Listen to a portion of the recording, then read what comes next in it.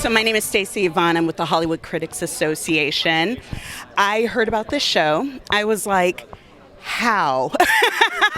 In a really good way. Like, you said, oh, I have a Western, but there's going to be a hole, and there might be some sci-fi, maybe some aliens. What was it like? Where did this come from? Yeah, it came from a very personal place for me. I grew up out west, and I always say that the West is a place that's filled with such wonder, a place where the land is really a force, where exteriors really shape interiors. And from that really came this story of a Wyoming rancher that stumbles across a metaphysical void one day, and it starts to sort of expose the voids within him and within his family.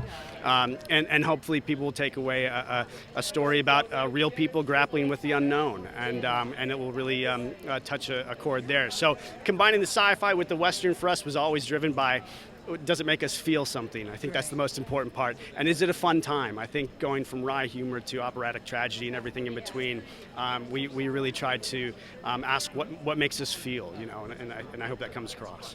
Well, one thing that I found was interesting is we were such a bingeable culture, and now they're starting to kind of go back to weeklies. Do you think that a show like Outer Range benefits from having a weekly kind of showing with time in between? Absolutely. The mantra for this show from the very first day in the writer's room was uphold the wonder.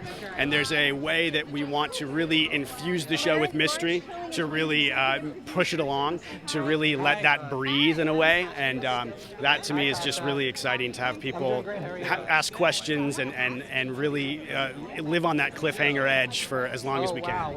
And you've kind of spoken to this, but is there any kind of overarching theme that you want the audience to take away from the show?